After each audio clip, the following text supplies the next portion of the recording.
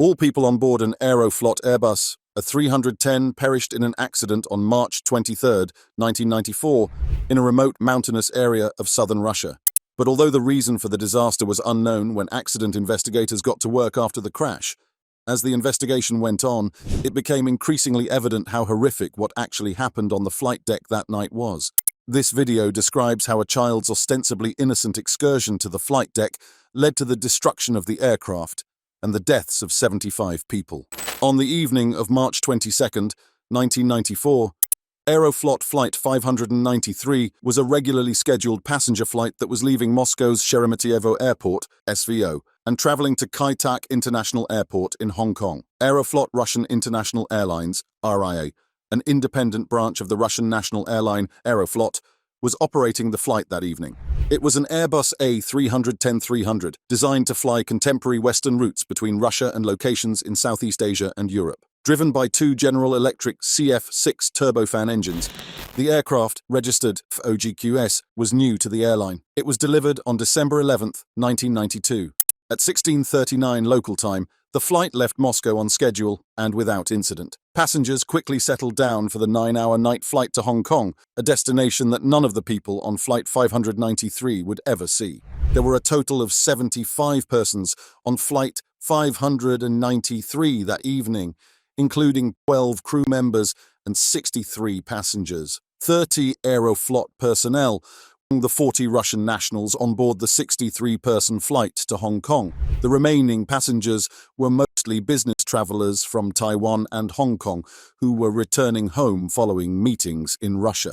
3 pilots made up the flight deck crew. The pilot was 40-year-old Andrei Viktorovich Danilov, who had been employed by Aeroflot since December 1992. He possessed over 9,500 hours of overall flying experience, 950 of which were on the A310. First Officer Igor Vasilyevich Piskaryov, age 33, who had been flying for the airline since October 1993 and had 5,805 flight hours, 440 of which were spent in the A310, was the second in command. Captain Yaroslav Vladimirovich Kudrinsky, a 39-year-old pilot, the most recent crew member to join the carrier. Kudrinsky had been with the company since November 1992 and racked up over 8,940 flying hours, of which 907 were in the 310. 9 flight attendants were employed in Flight 593's cabin, in addition to the 3 members of the flight crew.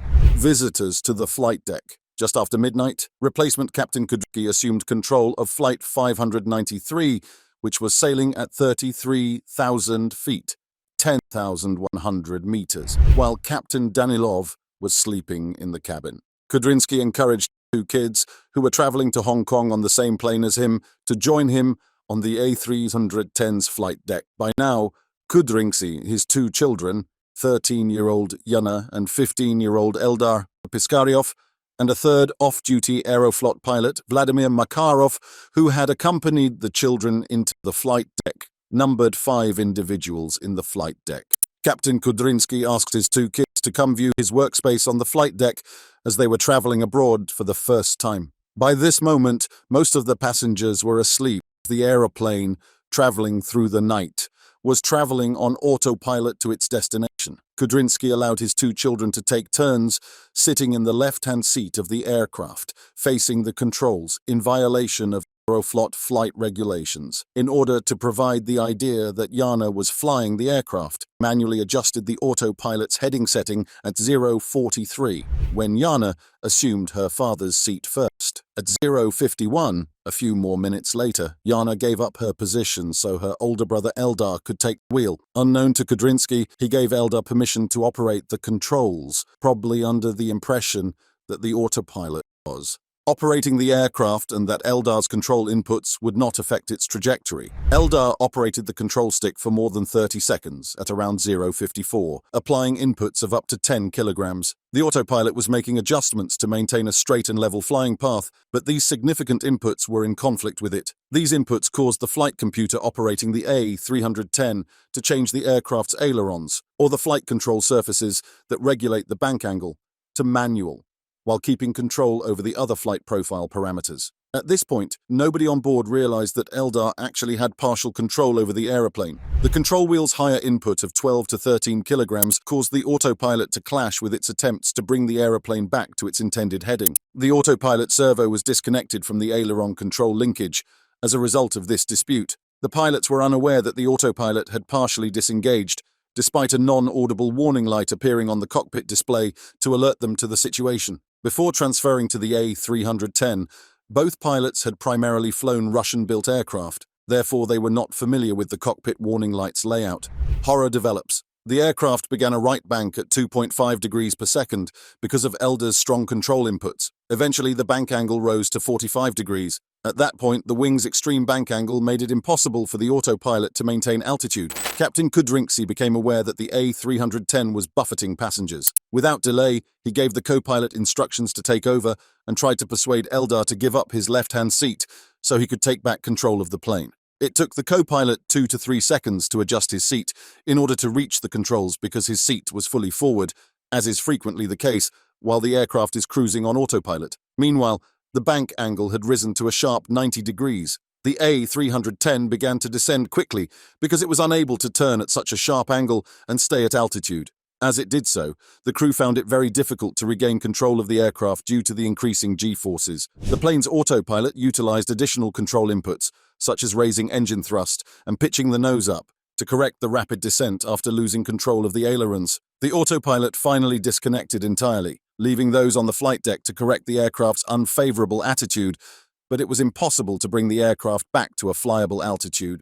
With fewer G-forces, First Officer Piskaryov was able to recover the aircraft's dip, allowing Kudrinski to take his seat back. But in his rush to get out of the dive, Piskaryov overcorrected, putting the jet into an almost vertical rise.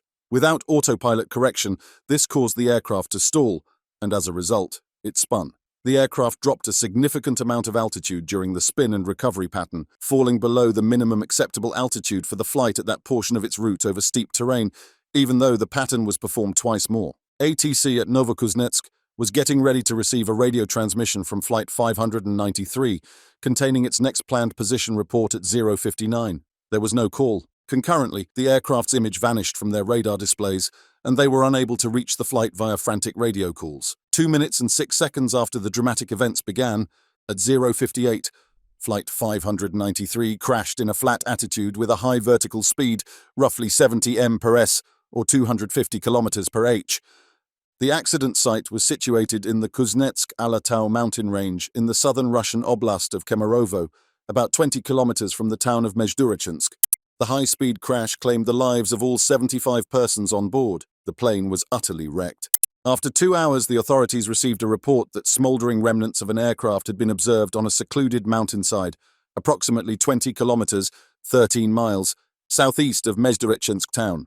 After hiking to the crash site, a group of rescuers saw a site of destruction that included burning aeroplane debris, burned forest, and human remains. Families of the crew and passengers of Flight 593 visited the scene in the days that followed the crash to pay their respects with flowers. 2 days following the crash, the 2 flight recorders from the aircraft were found. Just over a year after the crash, in April 1995, the official report on Flight 593's loss was released. According to the study, a number of variables combined to cause the vehicle to stall, spin and contact high ground, which ultimately caused the disaster.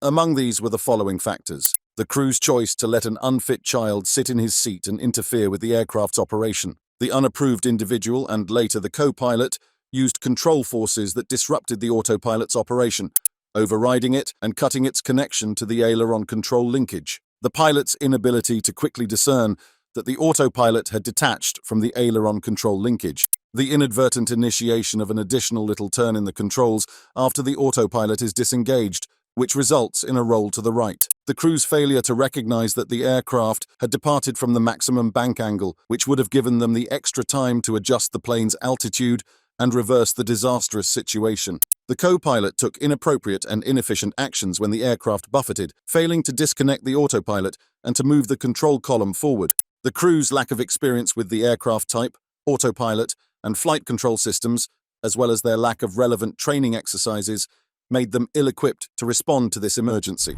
Regulations governing cockpit access were strengthened in the aftermath of Flight 593. They were further tightened in the wake of the September 11th, 2001 terrorist attacks, in which terrorists hijacked multiple domestic US flights and caused them to crash, killing everyone on board. Furthermore, we currently witness stricter global compliance with cockpit access protocols and the continued emphasis on safety when operating any commercial aircraft. Informal cockpit visits are just not permitted anymore, even in places where they were once frequent. The loss of Aeroflot Flight 593 was not the result of a single reason, as is the case with most aviation mishaps. The tragedy was ultimately the terrible culmination of a number of events that, while individually they might not have meant the loss of the aircraft and everyone inside, when they happened quickly, one after the other created a scenario from which the crew was unable to escape. The circumstances leading up to Flight 593's loss should have ended with an unthinkable tragedy, but instead they were a visit from inquisitive and enthusiastic youngsters to their father's place of employment in the cockpit. Please like and share our videos, and don't forget to subscribe. If you subscribe, turn on the notification bell to get notified of new videos from us. Thank you for watching.